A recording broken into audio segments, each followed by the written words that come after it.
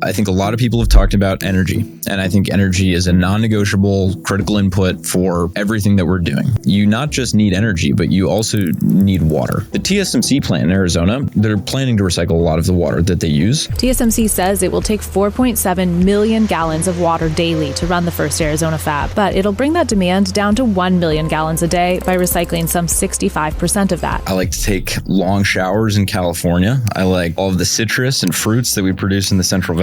I like all of our clean hydroelectric baseload. And so we need lots of water to keep all of those things humming. AI, data centers that need water, reindustrialization, same way that we need energy, same way that we need steel, we need water as a critical input. Extreme weather, drought, other environmental crises around the world are something that humanity has a responsibility to address. I'm sorry to say that the US on the civilian side has fallen significantly behind the rest of the world. I would say the United States has the advantage on radar. We're closing the gap on drone capabilities, but it's no surprise China's ahead there. They seem to be willing to use most any mean to accomplish their end, which is global dominance in every field and sector. And so a lot of what they're producing, a lot of what they're dispersing is very toxic. And then with respect to cloud seeding and weather modification, like I've said, it's a really old technology. Generally, it actually doesn't work so well. The biggest conflicts that you keep on facing is public perception. The Texas floods is one of the things, and you were dragged through the media. So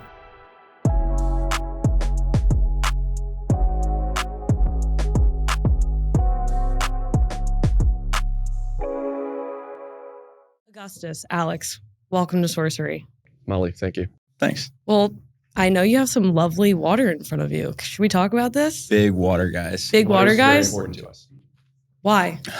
Well, I mean, I like to take long showers in California. I like all of the citrus and fruits that we produce in the Central Valley. I like all of our clean hydroelectric baseload. And so we need lots of water to keep all of those things humming. AI, data centers that need water, reindustrialization, same way that we need energy, same way that we need steel, we need water as a critical input. And what Alex and I are doing is helping identify where that water is and get it from the atmosphere above us down into the ground to our reservoirs and aquifers. Augustus, I'm sure everyone knows you because you are a social media figure. You are now a news segment every week. But Alex, we need to talk about you. So could you share more about Atmo and what you're building? Totally. Atmo is the first and leading company in AI for weather. So we started in 2020, and we invented the first deep learning neural networks that could predict the weather. So the same way that LLMs can predict the next word or phrase or paragraph of text, and that's turned into this entire world of AI companies. We did the same thing for the atmosphere, where we can make these high dimensional models that predict the next minute, hour, day, week, month of what the atmosphere is going to do. And that's let us make the most accurate and precise forecasts in the world. And we run these every day now for the most important organizations. So we build next generation forecasting systems for the US Air Force, the Navy, and entire sovereign countries. So most recently, we just completed an upgrade to the entire Philippines National Weather Service that increased their level of accuracy by as much as 50% and made it far more detailed than what they had before, which was quite important because they just had 22 typhoons in 1 year. Wow.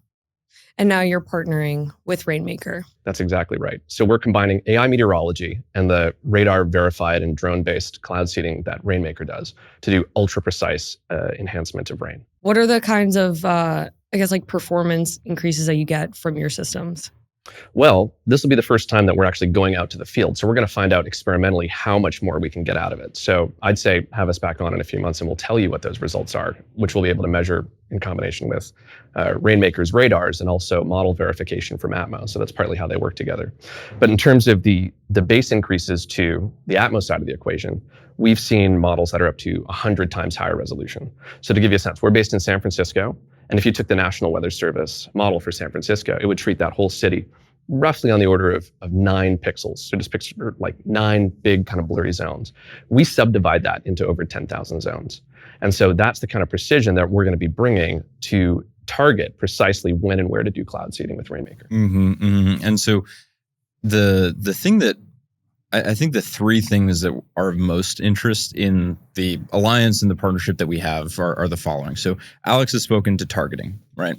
Like with our radar, with his models, we can now find where there is supercooled liquid water in cloud. And just as a brief overview for anybody that isn't familiar with cloud seeding yet, it relies on finding small liquid drops in cloud that are too tiny to precipitate.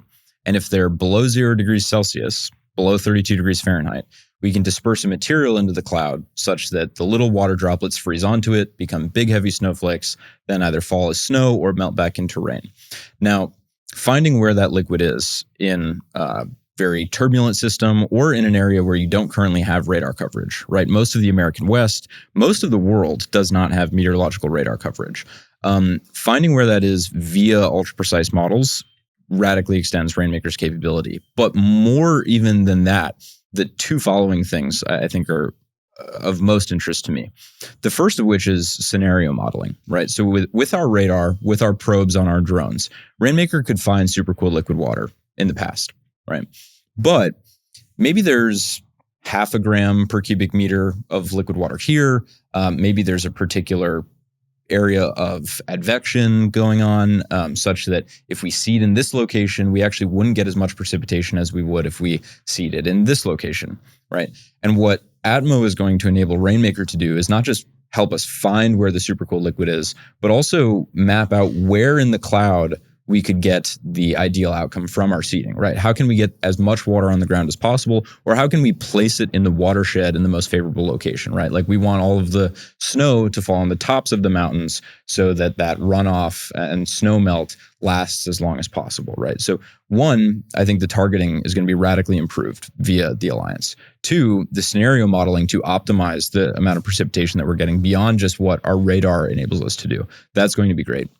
And then thirdly, Rainmaker exists, cloud seeding is viable now because of attribution, right? Because for the first time in the century since cloud seeding was invented, we can use radar to measure how much of the precipitation is man-made, right?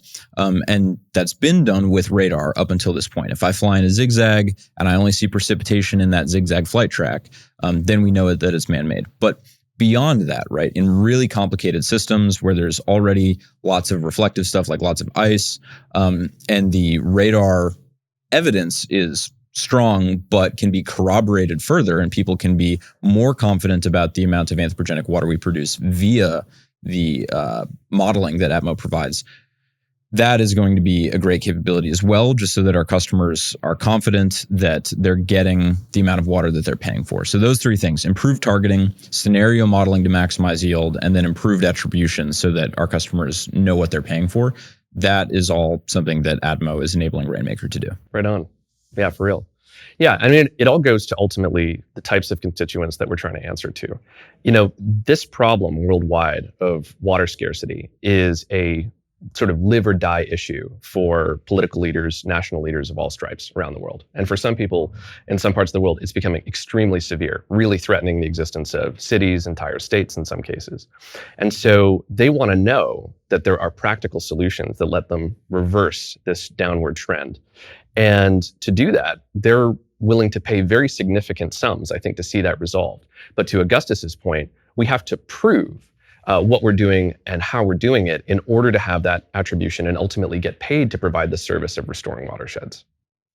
In the global scope of things, how does America rank for their advanced systems for weather? I mean, you could speak to modeling first. Yeah. I'm sorry to say that the US on the civilian side has fallen significantly behind the rest of the world. So on one hand, on the military side, our DoD partners have been deploying some of the most advanced forecasting models with Atmo over now a period of years. I actually just got here from some work on the East Coast, working with some of our Air Force partners. And we've been running with them multi-scale models, some that go down to a specific Air Force base, some a whole region or theater of operations, some are global in nature. And they're using these and utilizing these for all sorts of different applications. So they're very advanced. Unfortunately, if you go on to the National Weather Service today, None of those models that you see there are AI powered. They're powered by the previous generation systems, which had a lot of limitations. These previous generation models required multi-billion-dollar supercomputers, but critically, they're giant stacks of old Fortran code that don't tune and train themselves. So when they make a mistake, like missing Hurricane Sandy in 2015, where other models got it, the only way that gets fixed is if somebody goes in there and hand patches that to fix it the next time through. So it's a pre-machine learning way of doing it. The post-machine learning way constantly compares what you forecasted with your observations to tune and calibrate. That has yet to come to the US National Weather Service. So we're very excited about the possibility of bringing over what we're doing for the military to the public side, but that's very urgently needed, especially considering a lot of the forecasting surprises the country's had to the general public over the last couple of years. And I would say as well, like if it weren't for Atmo, the cuts that are currently underway at NOAA, at the National Science Foundation, at the National Weather Service are further degrading our nation's capabilities to do weather prediction. And so I'm grateful that Atmo exists to fill that gap. And then with respect to cloud seeding and weather modification itself, like I've said, it's a really old technology. And so in many countries, there's these rudimentary forms of cloud seeding where essentially you take a plane up, you dump a bag of salt out of the side of the aircraft, you hope that it rains more, right? Generally, it actually doesn't work so well. However, Rainmaker's primary competitor, it is not an incumbent, right? There isn't like another cloud seeding company out there that's trying to end scarcity and water scarcity. It's the Beijing Weather Modification Office through the Chinese Meteorological Administration. And what I would say is it seems to me as though across three critical components of the tech stack, radar-based validation, UAV-based seeding itself, and then the materials used, the United States seems to be marginally ahead on radar capabilities. We seem to be better at identifying where there is super cold liquid water in cloud, where there is ice in cloud, the types of hydrometeors that exist there. But on UAVs, we're probably at parity or just behind China, where Rainmaker has a pretty cool drone, the Elijah. It's the only drone in all of NATO that can fly in severe icing conditions. I'm very pleased with our team and impressed with what we've built there in just about a year's time since preliminary design review. That's all great, but China is retrofitting the equivalent of their MQ-9 Reaper. So like our most advanced military drones, the equivalent of that in China, the Winglong 2, they're using for cloud seeding missions. These are very autonomous, very long range, very high endurance, high altitude vehicles with large payloads. That's serious business. Rainmaker's interested in reaching parity with them.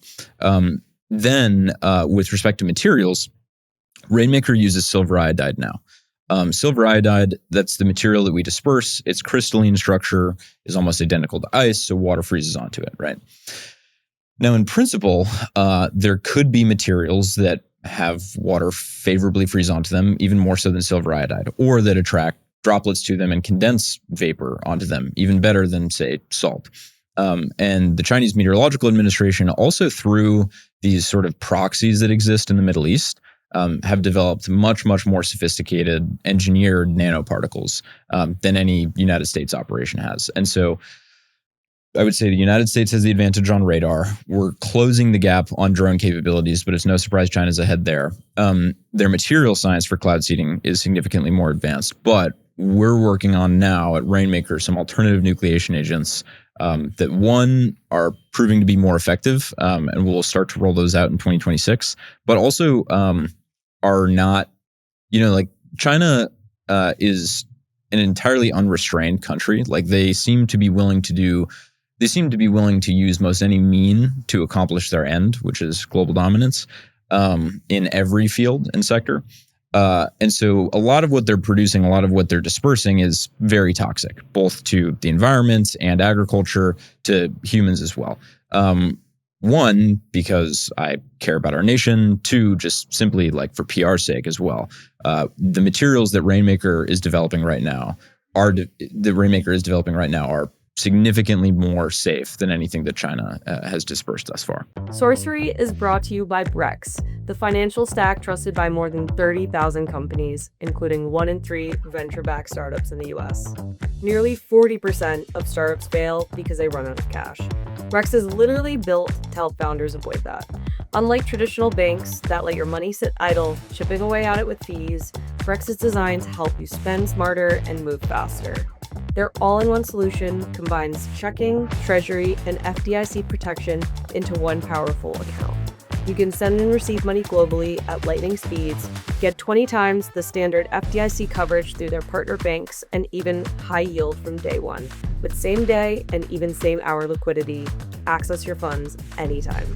Companies like Scale AI, DoorDash, ServiceTitan, HIMS, Anthropic, Flexport, Robinhood, and Plaid trust and use Brex. Start today at brex.com/sorcery. That's BREX.com/sorcery. Because of that, it seems like one of the biggest conflicts that you keep on facing is public perception. I mean, the Texas floods is one of the things, and you were dragged through the media, and you actually, you did a world-class job, and people commended you for that. Are you worried about public perception taking this down and ultimately helping China win? What I've been really relieved by and really grateful for is over the course of the last 2 weeks, people rightfully were skeptical. They rightfully had questions and concerns about a very consequential technology, weather modification and cloud seeding. But in going out to the public, transparently talking about our operations, transparently talking about the state of the technology and where it's been in the past, the overwhelming majority of people that we've spoken to, either in public or in the government, have been extraordinarily favorable and open-minded towards us. A lot of people actually came to me in DC this past week, just off the street, from Texas and otherwise, and we got to pray together both for those affected in Texas, and also they were kind enough to do so for us, for our reputation's sake and for our safety's sake. So I think I mentioned in some other locations, and to you earlier, that some people that were misinformed about what cloud seeding is, that believed it to be chemtrails, made threats against me, my company, et cetera. We're safe now. We're taken care of. So first of all, I think that the overwhelming majority of Americans have been open-minded and in favor of cloud seeding after hearing us out. This is true of government as well. Some members of the United States government seem to be interested in capitalizing off of a tragic natural disaster for political gain. That's unfortunate. I will always continue to engage in good faith with them. I think that any of their constituents can benefit from cloud seeding, and I hope that they do in the future. Now, I will say as well, with respect to our announcement, adding AI into the mix with the concerns that exist about that only AI lowers the concerns of conspiracy theorists, right? No, actually, opposite. Super intelligent weather. Yeah, exactly. But actually, in a way, I think it does answer one of the legitimate concerns of the sort of massive middle that actually thinks about this issue, right? Ultimately, I think most people can see that extreme weather, drought, other environmental crises around the world are something that humanity has a responsibility to address. I think the great majority of people believe that. The question is how we go about addressing them, how we become more responsible stewards of the world, and try to reverse or ameliorate these problems that we have played a role in causing. And so I think when we say, listen, we want to take the best of computer science, mathematics, physics, apply it to this problem, as Augustus was saying, to do simulation and planning around it, to have the most beneficial possible effect with the highest level of rigorous proof and validation. That's exactly what people want to see. And so the course that we're charting in science and technology to show that time and again, and get the reps in practice, is going to build that muscle that allows people to trust that operations do what they say they're going to do. And ultimately, I think towards a positive vision for what this all looks like, which is that humanity is not helpless in the face of these types of drought and water scarcity events. We have something we can do, and we can prove that we're doing it well. Mm-hmm. And I think that appeals to the great majority of people that are out there that are concerned about this issue. Yeah, the mode of cloud seeding that we do is called glaciogenic, right? It's glaciogenic or orographic wintertime precipitation enhancement. And that's a bunch of gobbledygook words, but simply put, what that means is, like, think of glacier, right? Think of freezing. We freeze water drops in cloud into snowflakes. That means that we're actually better at making snow than anything else. If it's sufficiently warm beneath the cloud, then that snow can melt back into rain. Rainmaker currently can't, just because the snowflakes that we make are too small. We can't make hail. We can't suppress hail either. But a bunch of cloud seeding programs in the past have tried to do not just precipitation enhancement, but either severe weather mitigation or hail mitigation. Those processes are really, really, really complicated, but ostensibly they're just physics problems, right? They're just physics or chemistry problems. And so insofar as they are physics and chemistry problems, we're bound by the laws of physics, but we can, with the correct inputs, with the correct sensors, modify those weather systems as well. Beyond Rainmaker's current capability, but entirely possible, and has been attempted in the past, right? With Project Storm Fury, the United States Weather Bureau, in conjunction with the Air Force, was flying out into the Atlantic to attempt to mitigate the severity of hurricanes. They did so back in the 60s, 70s. The problem then was this.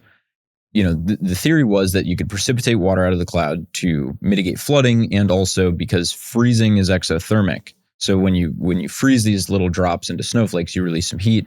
You expand the area, but reduce the velocity of the winds of the storm. It would also do less damage, wind damage. That is something that the United States government has attempted in the past. It is something that perhaps with a prayerful mindset and appropriate government oversight and regulation to ensure it's not just anybody with a biplane trying to do something like this, I think that it's reasonable to believe that the U.S. government would do in the future. In today's high-speed business world, staying ahead means using the smartest tools possible, including the powerful capabilities of artificial intelligence. Meet Turing Intelligence. Turing builds customizable AI systems designed to solve your mission-critical challenges, no matter your industry. From expert guidance to tailored projects, Turing helps top companies realize AI that's more capable, more adaptable, and more effective. With Turing, discover how AI can accelerate your business growth. To learn more, visit turing.com/sourcery, spelt SOURCERY. That's turing.com/sourcery. We're at reindustrialize, so you're going to get the reindustrialize question. Let's start with Rainmaker. What is Rainmaker's role in reindustrialization? I mentioned earlier, I think a lot of people have talked about energy.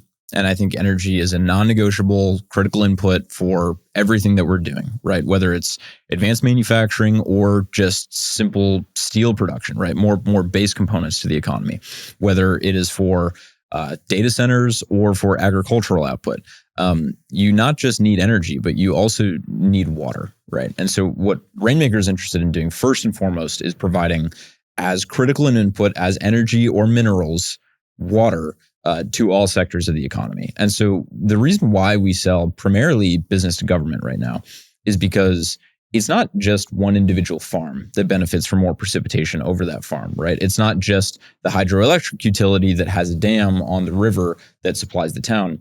It is everybody in the economy and in the vicinity of that water that benefits. And when I say vicinity, I mean like more snow in Colorado, more snow in Utah. It doesn't just benefit Utah and Colorado. That benefits everybody downstream in the Colorado River, right? So Los Angeles only exists because of water supply from the Colorado.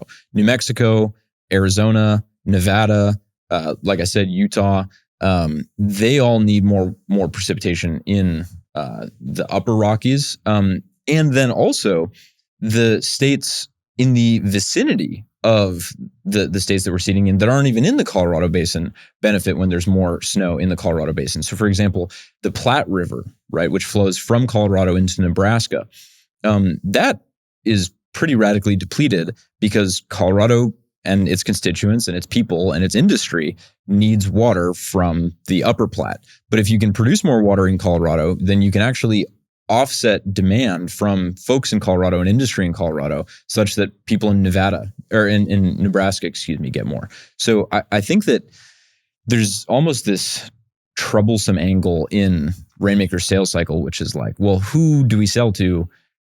Everybody is a buyer of water. Every sector needs more water. And so this critical input, this base layer is what we're interested in providing.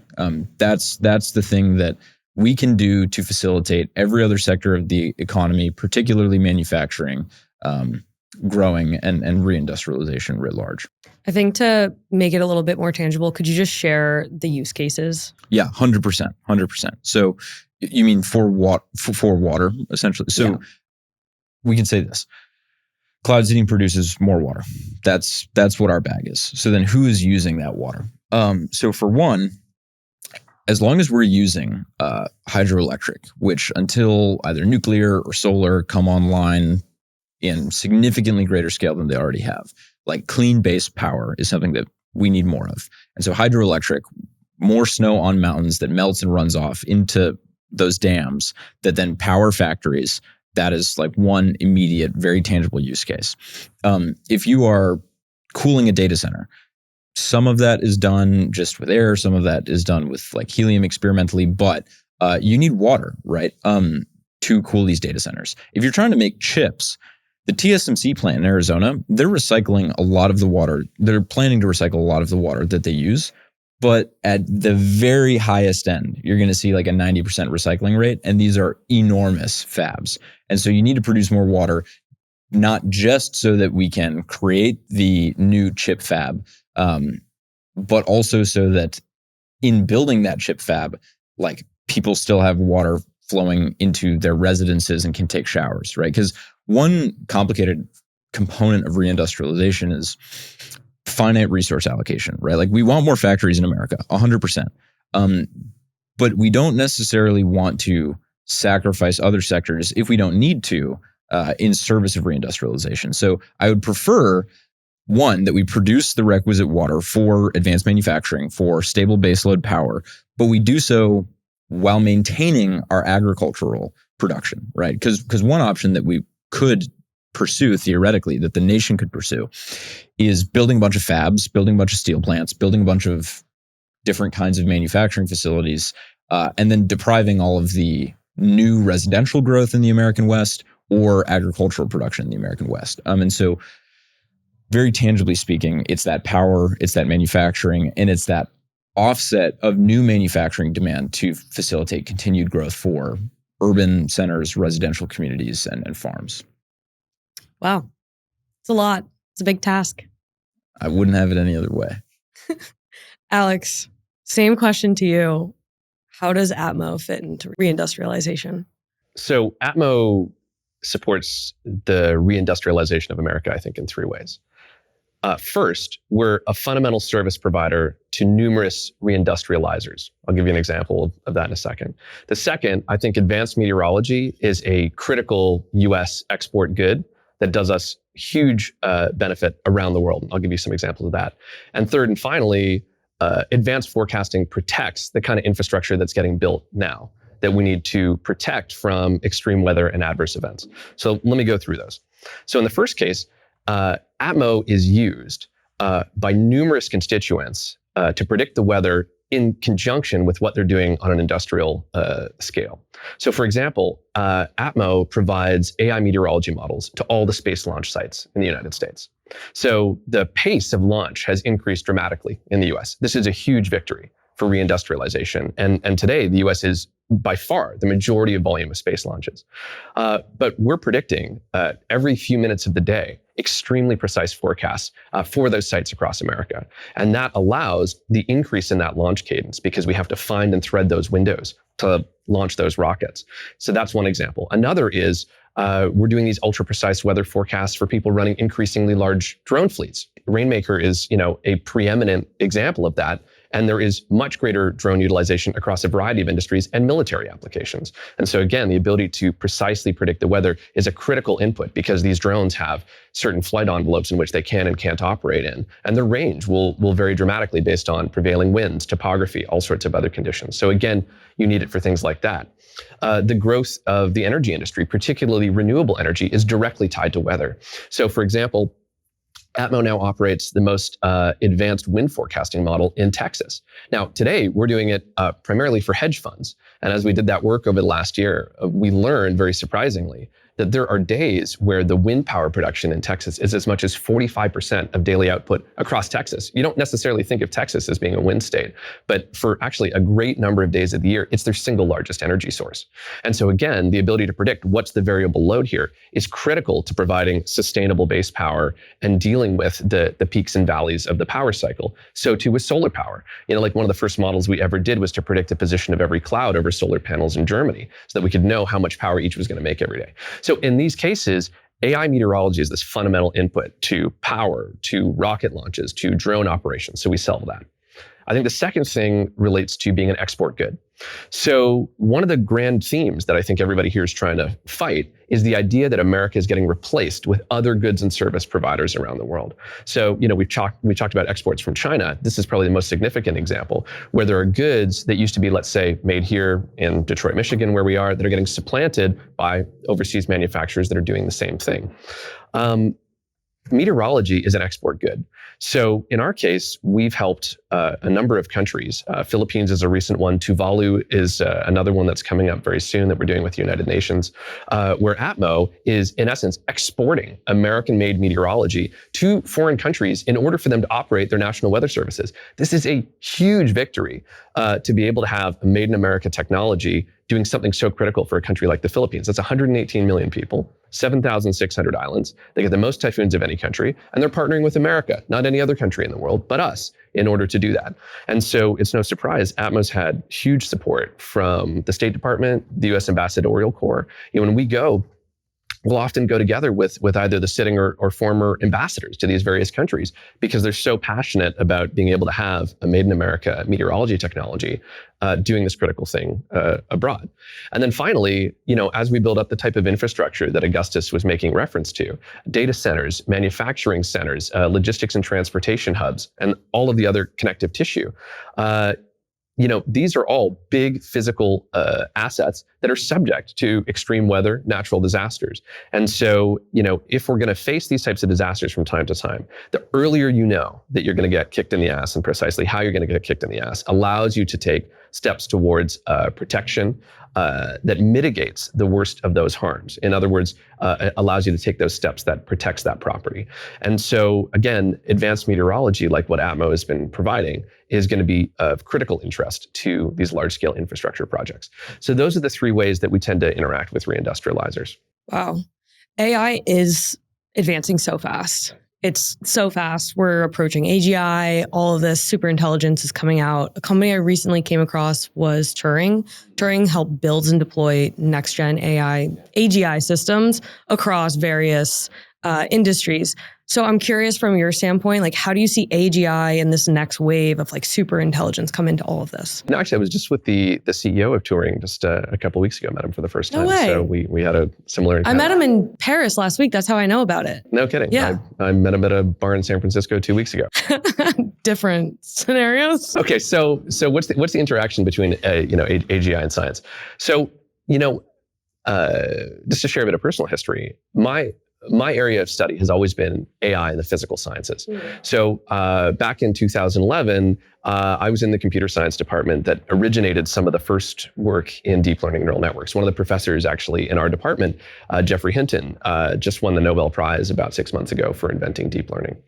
And the first work that I was doing there was AI for medicinal chemistry, so small molecule medicinal chemistry drug discovery. And again, we had this insight that you could take neural networks that were doing things like classifying pictures of dogs and cats and muffins and so forth, and repurpose them to actually classify the potential properties of hypothetical molecules that had never been made. It sounded super crazy in 2011. Even now, it's just still being really fully commercialized. And similarly, in 2018-19, I got really interested along with my co-founding team in AI for the atmosphere. Again, the idea that you could take something that's doing, let's say, chat prediction or autonomous robotics and then use it to predict the weather. It's not inherently obvious that you can do that. But what we're seeing is we can make these neural networks dream and envision about physical things. So in essence, it's kind of crazy when you think about it. We are making a biologically inspired neural network. We are moving it into silicon. We are then teaching it to think and dream about physical subjects in the real world. And then we're going out and following those instructions to have much more powerful interventions in the world. That's kind of a wild chain when you think about it, sort of AI that's envisioning and thinking about the physical world just as our best scientists can. And so I think for so many of these AGI companies and people that work there, many of whom are investors in Atmo, it's one of the most inspiring parts about this move to AGI. I think people have a lot of hesitations and concerns about AGI, the dislocations that it will pose for society. And I think those are very real. But the great hope is that AGI can provide us an amount of leverage in the physical world that we all live in to do these increasingly innovative and heroic things. And that might be in medicine, or it might be in atmospheric science. And so I think this is one of the great motivating hopes of AGI, is that we'll use it to resolve these incredible problems that we weren't capable of doing just on our own, but could with AI. Well, and one really, really grounded example of that, right, is in weather modeling. And I'm curious, actually, the extent to which or how you guys do think about this. Like, I think about freezing all the time, right? Like, we need to freeze small drops into bigger snowflakes. Well, there's so many different modes of freezing, and like physicists will spend their entire lives thinking about one particular niche, right? So there's like immersion freezing, where there's a particle in a water drop and then the drop freezes around that. There's deposition freezing, where vapor will freeze onto particles. There's contact freezing, where a drop will collide and then freeze that way. And in order to do like a particle-wise model of just a meter by meter by meter of those interactions, of that kind of freezing, like you can maybe solve for that empirically across like a handful of drops, but nowhere near the size and scale to do any meaningful weather prediction, let alone most any meaningful physics simulation, just at like that scale, like cubic meter scale. And developing the physics to explain all these interactions, we could have an army of PhDs doing it forever and still not be great at it. But with better AI, with AGI, and I'm a little bit touchy about that. If anything, I'm a slow takeoff guy. I don't even know if you can really get AGI. You can get something that resembles it maybe more and more, but it's not ensouled, so it won't quite have a human thing, which is important, blah, blah, blah. That's more of a theological conversation. But something approximating AGI, or just better AI as it exists, enables crazy specific explanation of the physics that are relevant for the atmosphere. Yeah, that's super true. And kind of an interesting detail is how much faster these systems are. This has been a big surprise.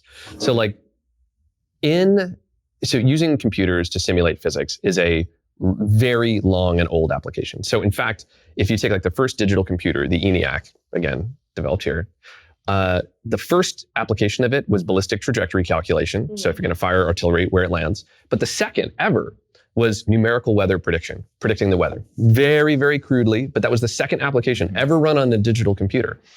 But the thing that's happened is these physics simulations have required larger and larger computers because they calculate in this extremely exhaustive way, where they walk through every single procedural step, like Augustus was describing.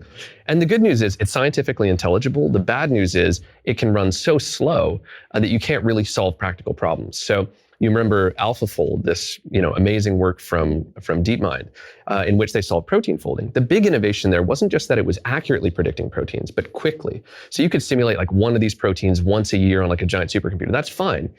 But the fact that AlphaFold could do it thousands of times faster, that was the big unlock. Similarly, AI meteorology, like we're utilizing here, is now running, in our case together, about 45,000 times faster than numerical models of equal resolution so far, which allows us to do these things like consider the thousands of alternative scenarios and plans that Rainmaker could go out there and do, and evaluate this whole swath of them. So a big surprise has been not only are these AI systems better at detangling complex systems, but in the sort of pseudo-intuitive way that they reason through their neural networks, can actually do it much, much faster. And this has sort of shocked everybody, that you can have a solution that's both more accurate and yet much more computationally efficient. And that saves lives. And that saves lives. More accurate, faster data can push out emergency responses. Exactly. Cautions, everything. Then we can mitigate more national disasters. Love premium merch just as much as we do? That's why Sourcery uses Fourth Wall. Everyone from creators like Marcus Brownlee to podcasts like Acquired to orgs like the Smithsonian Institute are using Fourth Wall.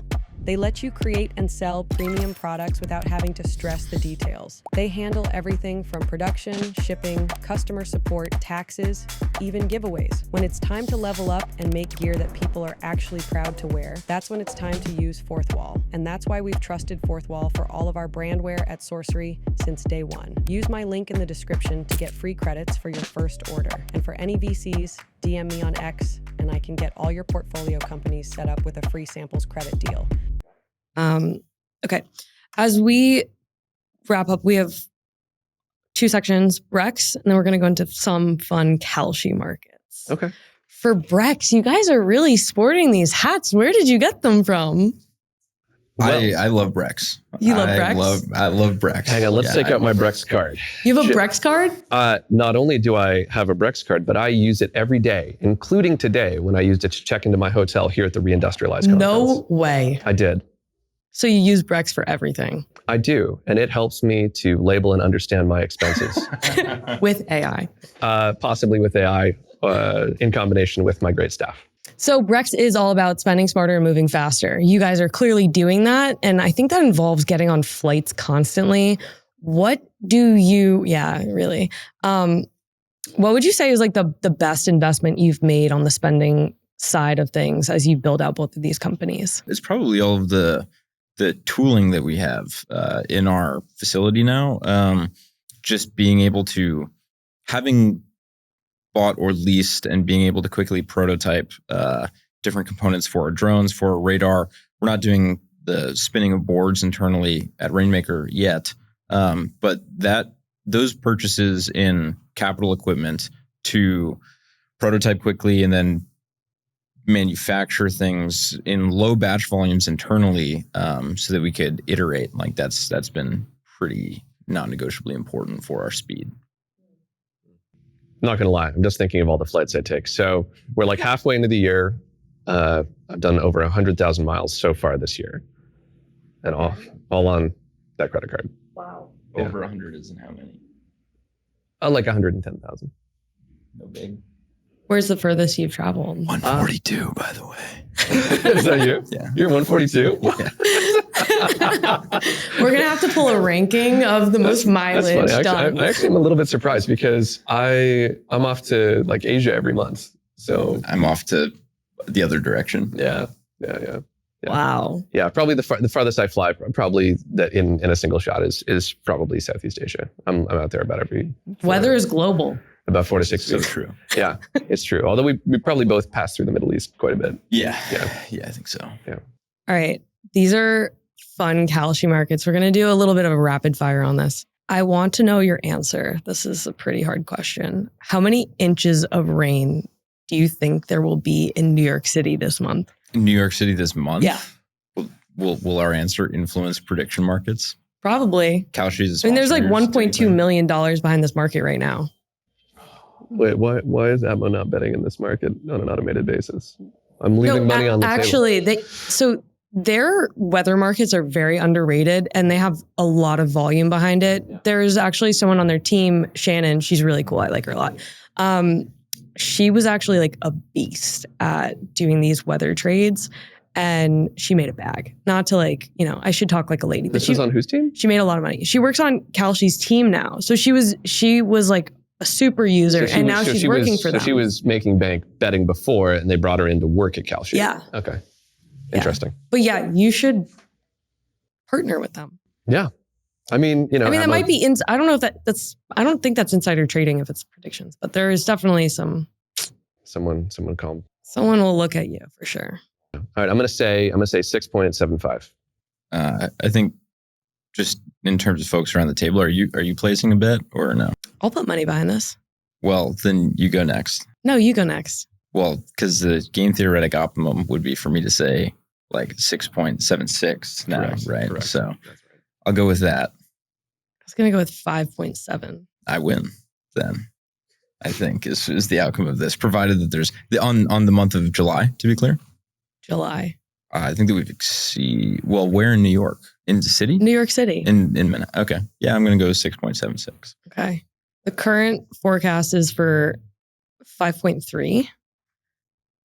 And the most the most money behind it is below 6 inches. There's about 2% that's above 6 inches.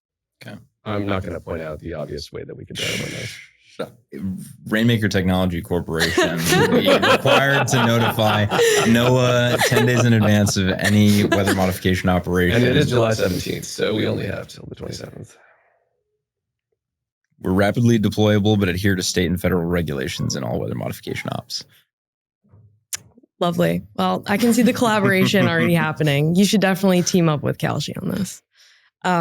Okay, so going to the China angle of this, right now, markets predict that there's a 29% chance that China overtakes the US economy measured by GDP by 2030. What's your take on this? Well, in terms of total GDP, it's plausible. In terms of GDP per capita, that's the real issue.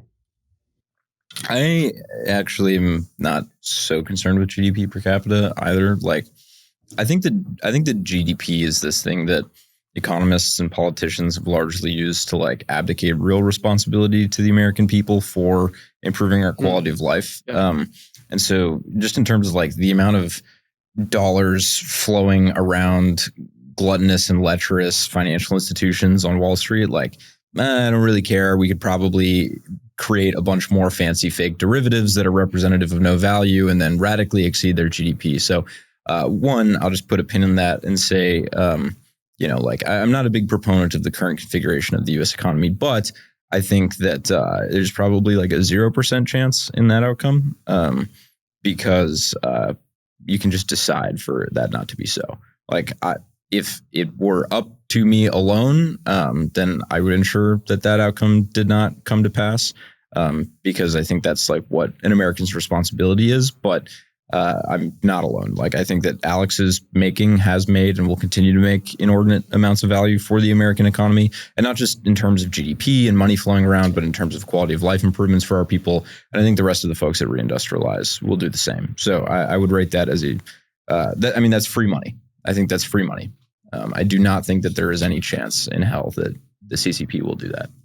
Okay, free money. Last question. Will the UFC host a fight at the White House by the U.S. 250th anniversary? By or on? By. Inclusive of the 4th of July? If a UFC fight is held on the White House grounds before July 5th, 2026, the market will resolve to yes. I think that's also free money. I think that we live in clown world and there will be a UFC fight there. I agree. Yeah, for sure. Didn't Trump post a picture of like Gen AI image of a UFC octagon on? Yeah. Did he really post it? Yeah. Well, sure. Could we add one as well to this betting market, which is the date on which American Coca-Cola will be converted to real cane sugar from high fructose corn syrup? That's probably a better route. That'll be for a future administration. Okay, guys. This was so much fun. Alex, Augustus, thank you so much for taking the time. Holly, thank you. And thank you for helping reindustrialize America. Right on. It's always a pleasure. Hey, it's Molly. If you enjoy our interviews, check out our newsletter, Sourcery.vc, where we deliver a once-a-week top deals and tech headlines email, and also go deeper on our podcast interviews. Subscribe to Sourcery today. And don't forget to subscribe to the podcast on YouTube, Spotify, Apple, or wherever you listen. Link in description to sign up.